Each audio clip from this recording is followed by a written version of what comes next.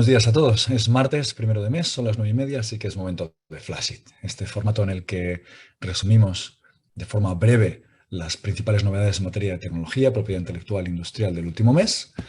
Y esta vez os hemos traído una selección de 3 temas que nos han parecido relevantes, seguidos, como es habitual, de una miscelánea de aquellos otros que también merecen mención por parte del profesor Peguera.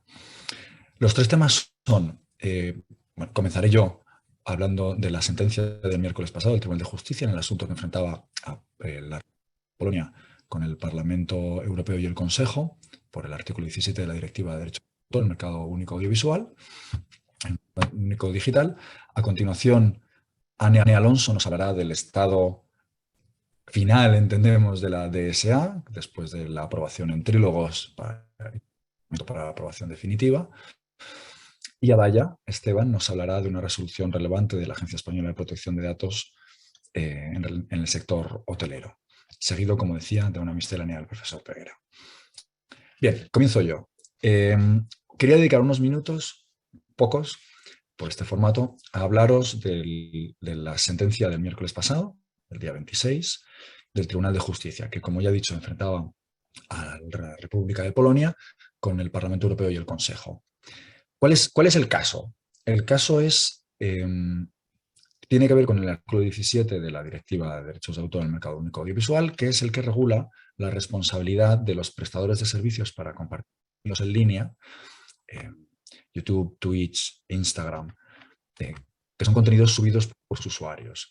Aquí la pugna está entre los derechos o las libertades de expresión y de información, por un lado, y el derecho de propiedad en su vertiente de propiedad intelectual, por el otro, que son, en la Carta de Derechos Europeos, los derechos fundamentales. ¿Por qué se produce esta pugna? Porque el régimen de responsabilidad que ha dibujado la directiva con relación con los contenidos de los usuarios de estas plataformas es que la plataforma es responsable del acto de comunicación pública que se produce con esta subida de contenido, que podría ser un contenido protegido por intelectual, salvo que demuestre que ha realizado determinadas actividades y que ha desplegado cierta diligencia.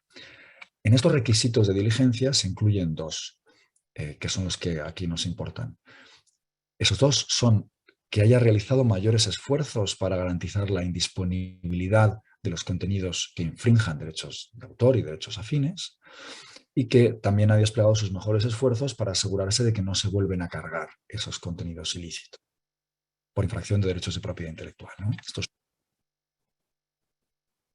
La preocupación que tiene el gobierno de la República de Polonia en este caso es que si las plataformas solo pueden exonerarse de responsabilidad si han realizado esos mayores esfuerzos para garantizar indisponibilidad o asegurar que no vuelva a estar disponible un contenido, la tendencia natural les preocupa es que acaben bloqueando de entrada demasiados contenidos, incluso contenidos que no sean ilícitos, para asegurarse de esa manera que no serán responsables por ese contenido.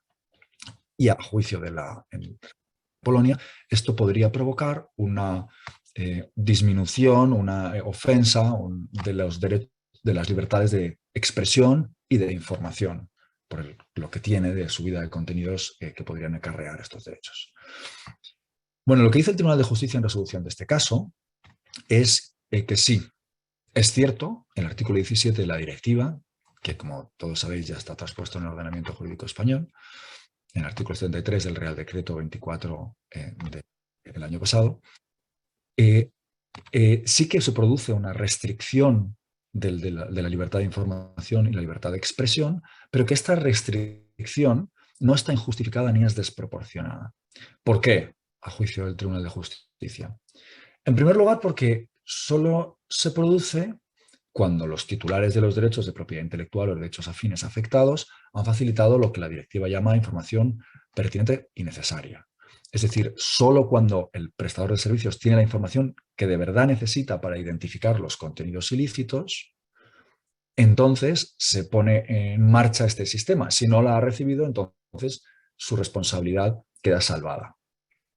Y en estos supuestos en los que sí la ha recibido, ¿no? Vamos aproximándonos poco a poco, lo que dice el Tribunal de Justicia es que hay dos cuestiones en pugna. Una son los mejores esfuerzos para garantizar la indisponibilidad del contenido y que no vuelva a cargarse. Pero que es una obligación de diligencia, ¿no? Como dice su expresión. Pero por el otro lado, los prestadores de servicios para compartir contenidos en línea, las plataformas, tienen una obligación de resultado, que es asegurarse de que el contenido lícito, aquel que no infringe los derechos de propiedad intelectual y los derechos afines, estará disponible, no se bloqueará. De manera que, en caso de duda, deberá prevalecer, aunque no lo dice tal cual el Tribunal de Justicia, hay que interpretarse que en caso de duda debe prevalecer que el contenido siga cargado porque es una obligación de resultado, frente a la obligación de medios o de diligencia de evitar la disponibilidad de este contenido ilícito. Aunque no lo dice exactamente como decía, sí se aprecia en el resto de afirmaciones del Tribunal de Justicia, porque por lo pronto dice que no corresponde a los prestadores de servicios para compartir contenidos en línea, a las plataformas, valorar la licitud o ilicitud de un contenido. Es decir, en caso de duda, no son ellos el juez que debe valorarlo. De manera que entendemos que debe prevalecer la disponibilidad por la carga que tiene de la libertad de expresión e información del contenido. Segundo, el Tribunal de Justicia reconoce que, tal y como está configurado el régimen de responsabilidad de la directiva, es posible que, a pesar de que se desplieguen mejores esfuerzos, el contenido podría seguir disponible. Por eso hay otros mecanismos en el sistema de exención de responsabilidad, más allá de garantizar la indisponibilidad con mayores esfuerzos. Por lo cual podría suceder, no obliga a que todo contenido ilícito esté siempre bloqueado, asume esa válvula de escape.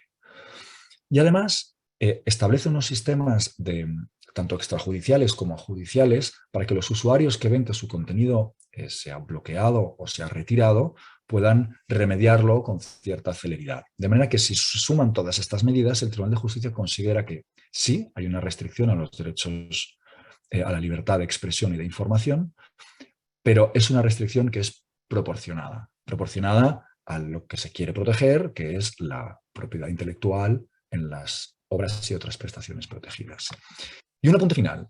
El Tribunal de Justicia dice, bueno, esta es mi valoración de la directiva, que no prejuzga la valoración que yo pueda hacer de las normas nacionales de transposición. Es decir, si una transposición nacional se excediera en los parámetros que equilibran este régimen de responsabilidad, la justicia podría volver a verlo. Y también en los sistemas o en los protocolos internos de las plataformas de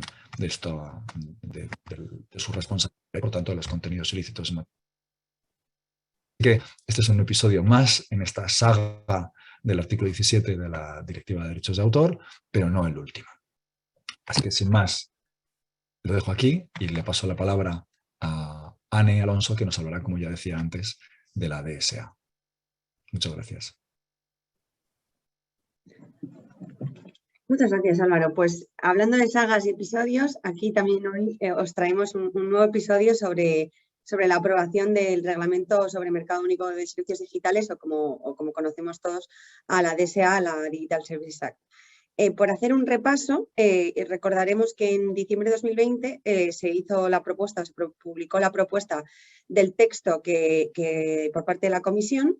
En noviembre de 2021 se publicó la posición del Consejo, que, si bien en líneas generales estaba de acuerdo con la propuesta de la Comisión, introdujo también una serie de comentarios y propuestas.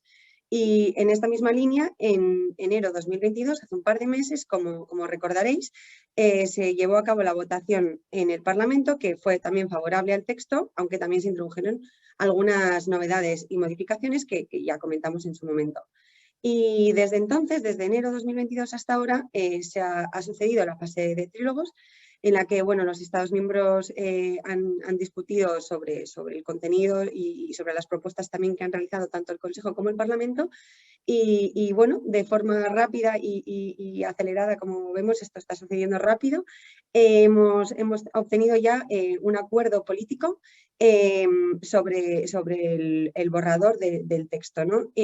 Todavía no tenemos el texto final, por lo que, bueno, lo que sabemos es lo que se ha publicado por las fuentes oficiales y alguna extraoficial, pero lo que sí podemos afirmar es que ya hay un acuerdo político, por lo que ya solo queda que este texto sea aprobado por los dos colegisladores y, bueno, inmediatamente después, dado que es un reglamento, será aplicable en los Estados miembros y, bueno, entrará en vigor tal y como comentaremos al final de la exposición. Como sabemos, bueno, la idea era, y se está cumpliendo, ¿no?, que durante el primer semestre de este año 2022 se aprobase el texto y no podemos olvidar que en la presidencia del Consejo se encuentra Francia, ¿no?, que es un dato importante. Por hacer un repaso, algunas de las novedades más importantes que se introdujeron o se recomendaron por parte del Parlamento y por el Consejo son las siguientes, ¿no? Se proponía, por ejemplo, que los usuarios tengan derecho a una indemnización por las pérdidas o los daños directos que hayan podido sufrir en caso de incumplimiento del reglamento.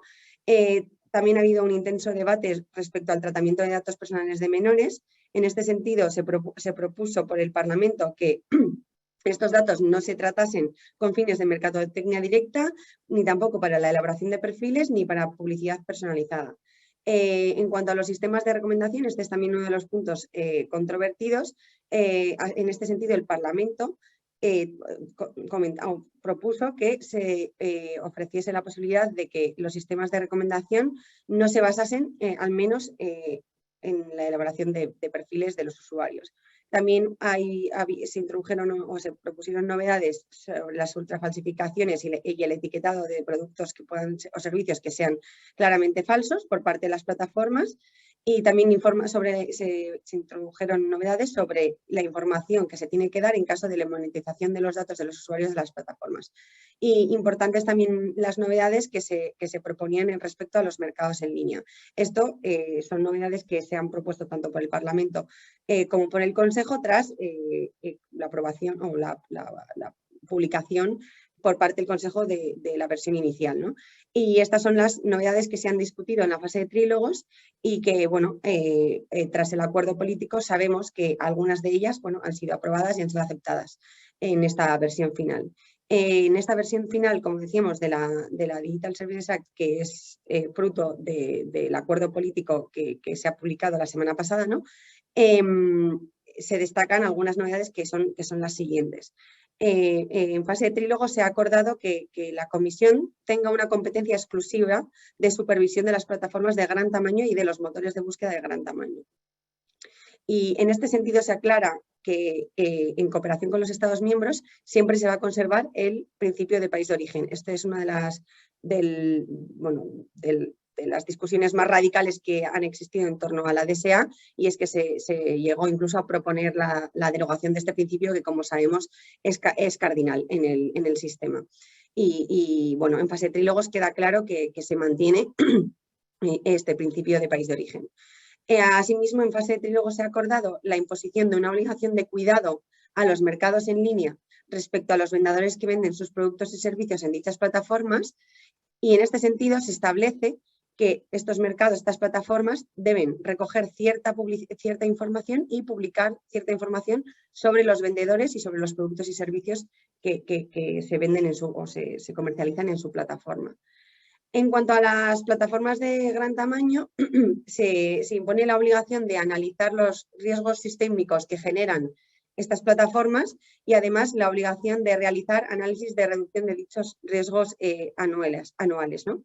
Y todo ello con el objetivo de reducir lo siguiente. Por un lado, los riesgos asociados a la diseminación de contenido ilegal. En segundo lugar, los efectos adversos a los derechos fundamentales. En tercer lugar, la manipulación de los servicios que impacten en los procesos democráticos. Y por último, los efectos adversos basados en violencia de género y menores.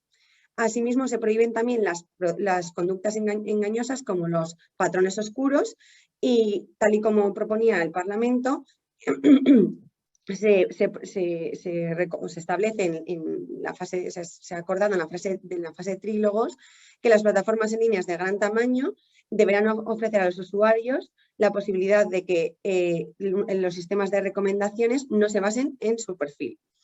Y bueno, además, como novedad, tras la invasión rusa de Ucrania, se propone también en esta fase de trílogos un mecanismo aplicable en caso de crisis.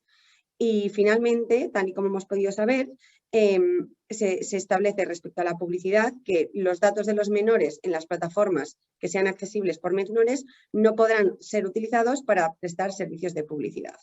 Bueno, a la espera de que llegue el texto que es fruto de la discusión en fase de trílogos, estas son algunas de las novedades más destacables que hemos podido conocer. Y por último nos preguntaremos qué es lo siguiente, ¿cuándo llegan todas estas novedades? ¿Cuándo van a ser aplicables? Bueno, como comentaba al principio, este acuerdo que se ha logrado tanto por el Consejo y por el Parlamento y en fase de trílogos debe ahora aprobarse por los dos colegisladores y a continuación, bueno, dado que hablamos de un reglamento y no de una directiva, será directamente aplicable en toda la Unión Europea.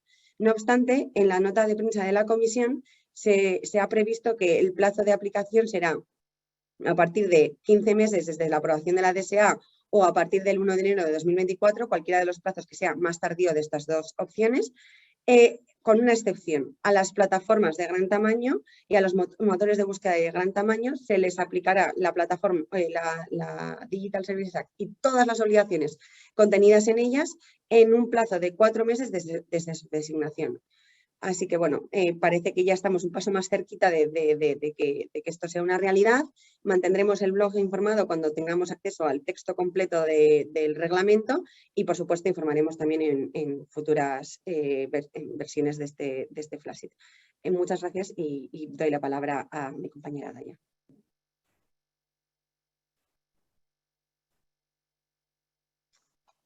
Hola, buenos días. Bueno, muchas gracias, Anes, muy interesante. Y pasamos ahora a hacer, en tercer lugar, una noticia, de una resolución de la Agencia Española de Protección de Datos. Quizás de lo más llamativo de esta resolución es el hecho de que la Agencia Española de Protección de Datos ha tenido que incluso emitir un comunicado sobre los motivos de por qué ha impuesto esta sanción el pasado 25 de febrero a un establecimiento hotelero. La sanción tiene su origen en relación con un registro de datos de identificación de un ciudadano holandés. El ciudadano holandés presentó la reclamación frente a su Agencia Nacional de Protección de Datos, que remitió por restar establecimiento hotelero ubicado en España la reclamación a nuestra Agencia Española de Protección de Datos. Esta resolución tiene sobre todo que ver con el principio de minimización y de transparencia de los datos y la importancia de no hacer un tratamiento oculto o de excederse de las finalidades para las cuales inicialmente se debería recabar los datos. Pues bien, en este caso, el establecimiento hotelero lo que hacía es recabar unos datos a los cuales está obligado con base a la Ley Orgánica de Protección de la Seguridad Ciudadana. Con base a esta ley, los establecimientos hoteleros tienen la obligación de recabar cierta documentación y de hacer un registro documental e informar posteriormente a las fuerzas y cuerpos de seguridad del Estado. Entre los datos que se deben de recabar están pues, el número del documento de identidad, el tipo de documento, la fecha de expedición, nombre de la persona, sexo, fecha de nacimiento, país de nacionalidad y fecha de entrada en el hotel y firma del huésped. No obstante, en este caso, lo que este establecimiento hotelero hacía durante el check-in, el proceso de check-in, era no solo solicitar esta documentación, sino además escanear el documento de identidad que hubiera utilizado el huésped. Este proceso de escaneo no solo consistía en escanear la imagen como tal, sino que además incorporaba los datos recabados a un programa de gestión hotelera, incluida la fotografía del cliente. Pues bien, con estos datos se emitía una tarjeta magnética que permitía pues, al cliente acceder a la habitación y acceder a distintos productos o servicios del establecimiento hotelero, realizar pagos, etc. De forma que cada vez que realizara este pago o pasara su tarjeta magnética, el empleado del hotel que recibiera esta información iba a recibir a su vez la imagen del documento de identidad del huésped en su tableta o en su ordenador. Por tanto, esta imagen aparecía no solo a la hora de realizar el escaneo en el programa de gestión para la persona de la entrada, sino que para prácticamente todos los empleados del hotel. Además, no se facilitaba información a los huéspedes sobre esta recogida de datos, sobre la recogida de la imagen del cliente, ni tampoco se mencionaba en el registro de actividades de tratamiento. En este caso, a mayores, el huésped había solicitado, había presentado su oposición a que su imagen y su DNI fueran escaneados en el momento del check-in de la entrada del hotel. Bueno, pues la Agencia Española de Protección de Datos, respecto a estos hechos, lo que concluye es que si bien la recogida de los datos que hemos comentado están amparados por la Ley Orgánica de Protección de Seguridad Ciudadana, no lo estaría la imagen del huésped. Y por tanto, la recogida y el tratamiento de esta imagen no sería necesaria para la ejecución del contrato ni para el cumplimiento de la obligación legal que hemos mencionado. Por tanto, se necesitaría recabar o tener otra base jurídica que amparase esta recogida de la imagen del huésped. A este respecto, entiende que no existiría o que no cabría ampararnos en el interés legítimo, puesto que para evitar el uso fraudulento de la tarjeta de los clientes se pueden utilizar otros medios menos intrusivos, como puede ser solicitar el número de habitación o solicitarle algún dato extraordinario a la hora de hacer este pago o de verificar que la persona es la que es. Y además porque no se prevén garantías adicionales ni se justifica convenientemente la necesidad el juicio de ponderación, la prueba de ponderación, mediante la cual este interés legítimo supera los derechos de los interesados. Por tanto, concluye que debería de recabarse otra base jurídica, como puede ser el consentimiento, que en este caso no se ha hecho. Y es que además, y sobre todo este punto es importante, no se informa sobre la recogida ni la utilización de esta fotografía a los huéspedes, ni se recoge en el registro de actividades de tratamiento. Por tanto, la falta de transparencia en este caso es muy importante, aparte de la falta de esa base jurídica. Como consecuencia de lo anterior, la agencia impone una sanción que alcanza los 30.000 euros, que respecto a otras sanciones no es que sea muy alta, pero que sí parece relevante, como decimos, sobre todo por el hecho de que haya tenido que emitir una comunicación en relación con estos hechos. Sin más dilación, dejo paso a Miquel respecto al resto de noticias irrelevantes. Muchas gracias. Muchas gracias, Adaya. Muy brevemente, porque estamos ya fuera de tiempo, solo quería destacar los siguientes desarrollos. Por una parte, es interesante una sentencia del Tribunal Supremo del pasado 20 de abril en materia de marcas, infracción de marca por utilizar una palabra clave para generar anuncios en el sistema de AdWords, ahora Google Ads. En este caso es una conocida franquicia de salud dental que utiliza la marca de un competidor y la marca aparece en el texto del anuncio. Este es un punto bastante relevante, a diferencia de lo que había ocurrido en otros casos en los que se había entendido que no existe infracción. Aquí el Tribunal Supremo confirma que hay infracción de marca y hay una discusión interesante sobre el alcance de la indemnización, porque se solicita el 1% de la facturación de la empresa y se concede. Y el tribunal dice es correcto concederle este 1% de la facturación y no es necesario discriminar qué ventas concretas fueron consecuencia de la infracción de marca, ventas o prestación de servicios, ¿se entiende? Porque el artículo que prevé esta indemnización del 1% se refiere al 1% de las ventas de los productos ilícitamente marcados. Y aquí el tribunal entiende cómo se utilizó ilícitamente la marca ajena para publicitar todo el conjunto de productos de esta empresa. Se entiende todo ese conjunto de productos y servicios ilícitamente marcados y, por tanto, es oportuno aplicar el 1% del conjunto de la actividad y, por tanto, de la facturación de esa empresa.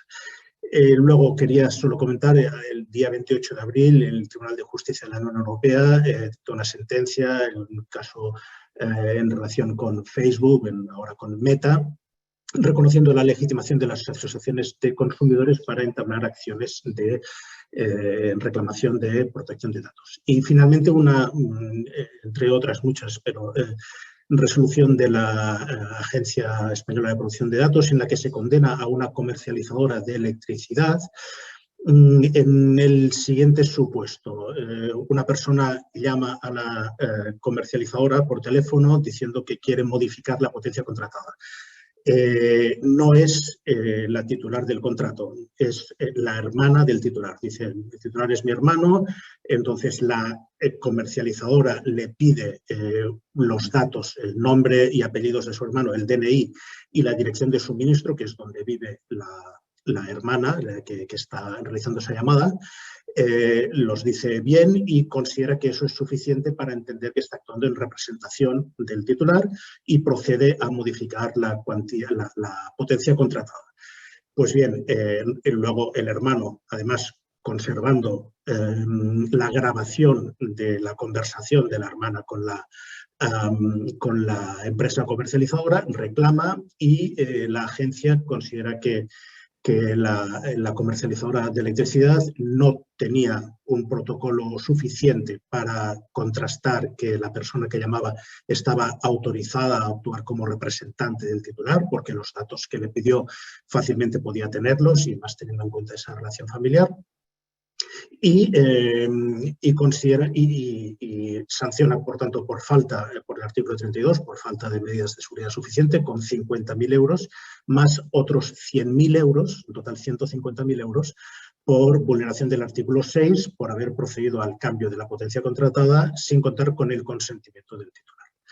Muy bien, pues devuelvo la palabra a Álvaro para poner fin a esta sesión. Muchas gracias. Muchas gracias, Miquel, y muchas gracias a todos de nuevo por acompañarnos hoy. Lamento habernos excedido estos minutos, pero concluyo en 30 segundos. Como ya sabéis, el que quiera un resumen de esta sesión nos lo puede pedir en webinars@cuatrecasas.com y se lo enviaremos en PowerPoint. El que quiera seguirnos en redes lo puede hacer a través del blog en la página web, o lo puede hacer mejor porque el formato es más accesible en la aplicación que tenemos, que es Cuatro Casas Propiedad Intelectual. Como en Android. Y por último, nada más que invitaros a que nos acompañéis en la siguiente sesión, que como siempre será el primer martes del mes que viene a las 9:30, martes 7 de junio. Muchas gracias a todos y que paséis buen día.